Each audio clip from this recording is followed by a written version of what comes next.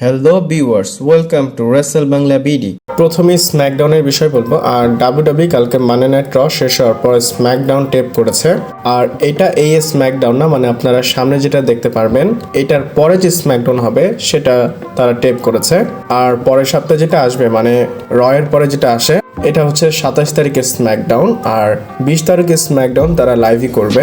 WWE দেখেন পরে যেটা হবে সেটা লাইভ করবে, তারপরে যেটা হবে সেটা আগে টেপ করে নিয়েছে।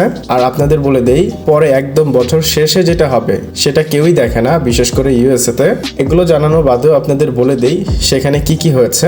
তো স্ম্যাকডাউন তারা স্টার্ট করে ডেমিয়ান প্রিস্টকে দিয়ে, মানে ডেমিয়ান প্রিস্ট ওপেন করে এবং সে ওপেনিং এর পর প্রোমো কাট করে, তাকে পেছন থেকে অ্যাটাক করে অ্যালিস্টার ব্ল্যাক এবং জেলিনা ভেগা। আপনারা জানেন অলরেডি তাদের ফিউড চলতেছে, তো ওই দিক দিয়ে তারা অ্যাটাক করতেই পারে।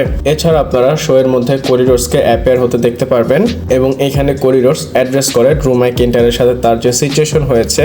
আমরা একটা ভিডিও ক্লিপ দেখেছি ড্রু ম্যাকইন্টায়ারের বাসায় গিয়ে, ইউকে তে গিয়ে সে ড্রু ম্যাকইন্টায়ারকে অ্যাটাক করেছে। সো সেটার জন্য সে অ্যাড্রেস করবে ড্রু ম্যাকইন্টায়ারকে। তারপর নায়া জ্যাক্স এবং ল্যাশ লেজেন্ডের ম্যাচ হবে কাবুকি ওয়ারিয়ার্স এর সাথে, মানে আসকা এবং কাইরি সিনের সাথে। আর এখানে নায়া জ্যাক্স এবং ল্যাশ লেজেন্ড জিতবে আর বিট করবে আসকা এবং কাইরি সিনকে। তারপর আপনারা জুলিয়ার ম্যাচ দেখতে পারবেন অ্যালবা ফায়ারের সাথে। আর এখানে জুলিয়া বিট করবে অ্যালবা ফায়ারকে, জুলিয়া জিতে যাবে। তারপরে ইলিয়া ড্রাগনো এবং কার্মেল হেজ ভার্সেস জনি গার্গনো এবং তামাসো চ্যাম্পার ম্যাচ হয়, মানে ডিআইওয়াই এর। এখানে জিতে যায় ইলিয়া ড্রাগনো এবং কার্মেলো হেজ। এবং তারপরে ডাব্লিউডাব্লিউ ট্যাগ টিম চ্যাম্পিয়নশিপ দেখবেন, যেখানে হোয়াইট সিক্স, জো গেসি এবং ডেক্সটার লুমিস ভার্সেস এমএফটি, মানে জেসি মেটো এবং টামা টোঙ্গার ম্যাচ হবে। এবং এই ম্যাচের এন্ড হবে নো ফিনিশে, মানে এখানে কেউই জিতবে না, হয়তো ডিসকোয়ালিফিকেশন হতে পারে। এছাড়াও কিছু ভিডিও অ্যাভেলেবেল আছে, সেগুলো আপনাদের আমি দেখাই। এখানে শার্লিক ফ্লেয়ার এবং অ্যালেক্সা ব্লেসও শোতে প্রেজেন্ট থাকবে। আর সত্য বলতে স্ম্যাকডাউনে এমন কোনো স্পেশাল কিছু নেই, আর এমনিতেও তো স্ম্যাকডাউনে কিছু হয় না, এই শো এর জন্য আর কি এক্সপেক্ট করবো আমরা। আর এটা যেহেতু হলিডে এডিশনাল, তাই তারা এভাবেই করতেছে, আর স্পেশাল আর কি করবে। এবং আবার আপনাদের ক্লিয়ার বলি, আমরা যে রটা দেখলাম কালকে সেটার পর তারা স্ম্যাকডাউনটা টেপ করেছে। আর স্ম্যাকডাউনটা কবে তারা দেখাবে, এটা হচ্ছে 27 তারিখে যে স্ম্যাকডাউনটা হবে সেখানে দেখাবে। এবং 20 তারিখে যে স্ম্যাকডাউনটা হবে সেটা লাইভ হবে। এবং স্ম্যাকডাউন শেষ হওয়ার পর সেই দিনই তারা 23 তারিখের যে রটা হবে সেটা তারা টেপ করে ফেলবে। তো এই মাসে আপনারা জাস্ট 20 তারিখে লাইভ দেখতে পারবেন ডাব্লিউডাব্লিউ শো। আর বাকি যে কয়টা শো হবে, 2টা শো, সেটা তারা টেপ করে ফেলবে। একটা করে ফেলেছে আর একটা করবে। আর রটা যদি টেপ হয় সেটা আপনাদের সাথে শেয়ার করব, কোনো সমস্যা নেই। এরপর ক্রিস জেরিকোর বিষয় বলবো। আর তার আপডেট আমি সবসময় আপনাদের দিচ্ছি, যেমন তার ডিলটা এক্সপায়ার হচ্ছে এই বছরে, মানে এই মাসে। তো সামনের বছর বা সামনের মাসের স্টার্টিংয়ে সে ডাব্লিউডাব্লিউতে আসতে পারবে। অলরেডি ডাব্লিউডাব্লিউ তাকে কিন্তু কন্ট্রাক্ট অফার করে রেখেছে, তারা চায় সে যেন এসে ডাব্লিউডাব্লিউতে একটা রিটায়ারমেন্ট ট্যুর দেয়। তো এই অফারের পর জেরিকোর থেকে একটা রেসপন্স এসেছে। জেরিকো বলেছে যে সে এখন রিটায়ার হতে চায় না, সে মনে করে সে এখনো কিছু বছর ডাব্লিউডাব্লিউকে বা রেসলিং এ দিতে পারবে।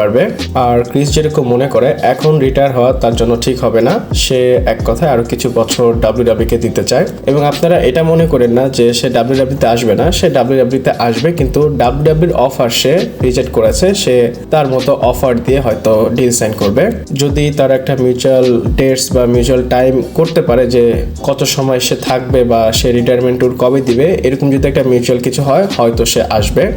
এরপর ড্রু ম্যাকইন্টায়ারের বিষয় বলবো। আর ড্রু ম্যাকইন্টায়ার মনে করে কোডি রোডস ওভার অ্যাক্টিং করতেছিল যখন জন সিনা রিটায়ার হয়েছে।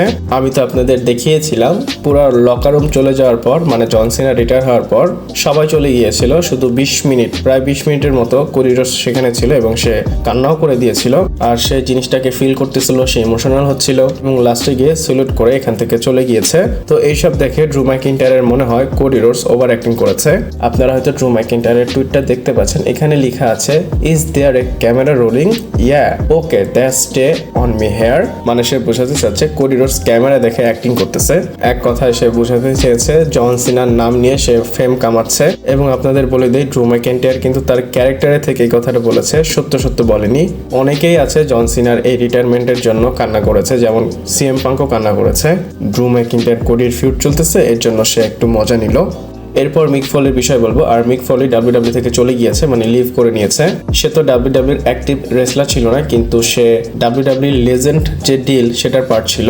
সে যে গিয়েছে, কেন গিয়েছে সেটা বলবো। আর যাওয়ার কারণটা অনেক বেশি কন্ট্রোভার্সিয়াল। সে তার ফেসবুকে এই পোস্টটা করেছে। আর সে পছন্দ করে না ডোনাল্ড ট্রাম্পের সাথে ডাব্লিউডাব্লিউর একটা ভালো সম্পর্ক, এর জন্য সে চলে গিয়েছে। আমি এই স্টেটমেন্টটা পড়েছি, এইটা অনেক বেশি কন্ট্রোভার্সিয়াল, কারণ সে ডাব্লিউডাব্লিউকে ছেড়ে যাচ্ছে একমাত্র ডোনাল্ড ট্রাম্পের কারণে।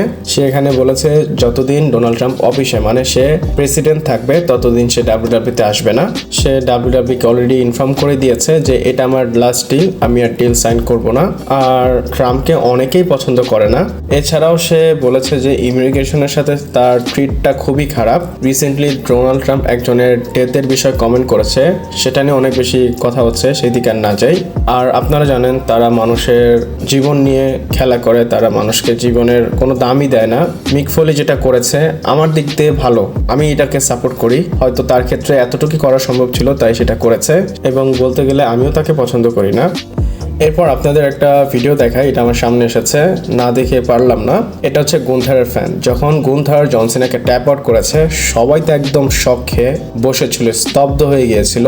কিন্তু এই লোকটা সবার সাথে মজা নিচ্ছিল। আর সত্য বলতে এমনটা কখন হয়েছিল, যখন ব্রক লেসনার আন্ডারটেকারের স্ট্রিক ভেঙেছিল, তখন সবাই স্তব্ধ হয়ে গিয়েছিল, একদম চুপচাপ ছিল। আর গুন্থারের ফ্যান কিন্তু গুন্থার যেটা করেছে সেটার পুরা মজা নিচ্ছে। আর এটা আমি কেন দেখালাম, দেখেন গুন্থারেরও মনে হয় ফ্যান আছে, আমি জানতাম না। আমি জানতাম সবাই তাকে হেট করে, আমি জেনেছি, আপনাদেরও জানালাম। এরপর অস্টিন থিওরির বিষয় বলবো। আর মানডে নাইট রতে সে নিজেকে রিভিল করেছে তার মাস্কটা সরিয়ে। আর এই মাস্কড মিস্ট্রি ম্যান খুব ভালো নাম্বার ড্র করেছে। ডাব্লিউডাব্লিউ তাদের ইনস্টাগ্রামে একটা রিলস দিয়েছে, তো 9-10 ঘন্টার মধ্যে 4 মিলিয়ন ভিউ চলে এসেছে। আর মানডে নাইট রয়ের সবচেয়ে হাইয়েস্ট ওয়াচ রিল এটা ছিল। তো এখন আমি বলবো অস্টিন থিওরি হয়ে গিয়েছে Austin the draw theory. Austin theory যেহেতু ভালো নাম্বার নিয়ে এসেছে, ডাব্লিউডাব্লিউ হয়তো তাকে ভালোভাবে বুকিং করবে। আপনারা কি মনে করেন আমাকে কমেন্ট করে জানাতে পারেন। এরপর আপনাদের এমন একটা জিনিস দেখাবো যেটা প্রথমে আপনারা দেখে অনেক খুশি হবেন। আপনারা হয়তো অলরেডি দেখতেই পাচ্ছেন, এখানে জন মক্সলি এবং জন সিনা আছে। আর এখানে জন সিনাকে সান্ত্বনা দিচ্ছিল জন মক্সলি। আর দেখেন এই এআই ভিডিওটা বা এআই ছবিটা কতটা রিয়েলিস্টিক লাগতেছিল। এবং আপনাদের বলে দেই, আজ থেকে 1 বছর পর যখন আমি কোনো এআই ভিডিও বা এআই ফুটেজের নিউজ কভার করব, অনেক বেশি ডিফারেন্স হয়ে যাবে, অনেক বেশি রিয়েলিস্টিক লাগবে।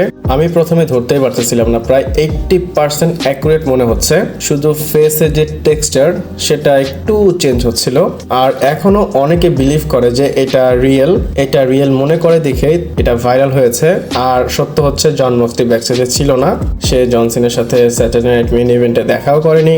অনেকেই এটা রিয়েল মনে করতেছে, আসলে এটা ফেক। আর আবারও বলে দেই, এআই 1 বছর পর অনেক বেশি অ্যাডভান্স হবে, তখন হয়তো রিয়েল লাগতে পারে। আর আপনারা কি মনে করেন আমাকে কমেন্ট করে জানাতে পারেন। আমি খুবই অসুস্থ, তাই আপনাদের সাথে হয়তো রেগুলার ভিডিও দিতে পারতেছি না, আপনারা কিছু মনে করবেন না। আমি সামনের বছর থেকে আপনাদের জন্য ভালো কিছু নিয়ে আসবো। এক্সাম্পল হিসাবে 2-3টা ভিডিও আপনাদের প্রতিদিন দিব, জাস্ট আমার একটু সময় লাগবে। সো আজকের মতো এই পর্যন্তই। ভালো লাগলে লাইক, কমেন্ট, শেয়ার, সাবস্ক্রাইব করে পাশে থাকবেন। পরবর্তী ভিডিওতে আবার দেখা হচ্ছে।